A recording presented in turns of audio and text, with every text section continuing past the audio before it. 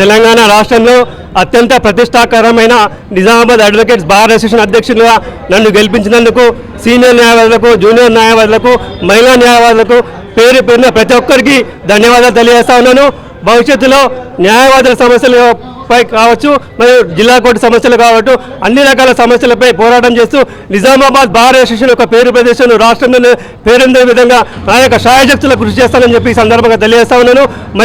మరొకసారి నన్ను గెలిపించినటువంటి భార్య మీద గెలిపించిన న్యాయవాదులందరికీ పేరు పేరున ధన్యవాదాలు తెలియజేస్తూ ముగిస్తా ఉన్నాను.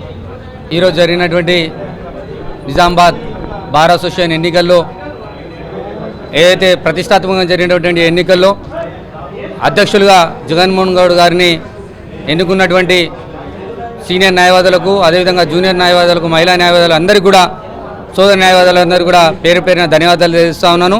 ఈరోజు జరిగినటువంటి కమిటీ ఎన్నికల్లో నేను లైబ్రరీ సెక్రటరీగా ఏకగ్రీవంగా ఎన్నిక కావడం శుభ పరిణామం.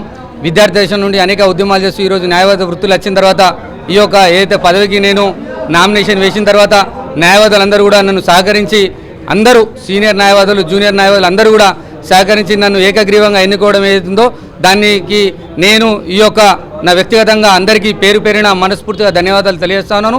రాబోయేటువంటి రోజుల్లో ఏదైతే ఈరోజు ఇచ్చారో న్యాయవాదులందరూ కూడా ఇది పదవిగా కాకుండా బాధ్యతగా స్వీకరించి రాబోయే సంవత్సరం కూడా చాలా సంతోషమైనటువంటి వాతావరణంలో ఈ యొక్క న్యాయవాద సమస్య పరిష్కారం కానివ్వండి, న్యాయవాద వృత్తిలో ఉన్నటువంటి ఏదైతే విలువలు ఉన్నదో దాన్ని పెంచడం కోసం అందరితో స్నేహపూర్వకంగా ఉంటూ ఈ యొక్క కోర్టు యొక్క విలువలను పెంచే విధంగా మేము పనిచేస్తామని చెప్పేసి తెలియజేస్తూ అందరికీ కూడా మరొకసారి కృతజ్ఞతలు తెలియజేస్తా ఉన్నాను.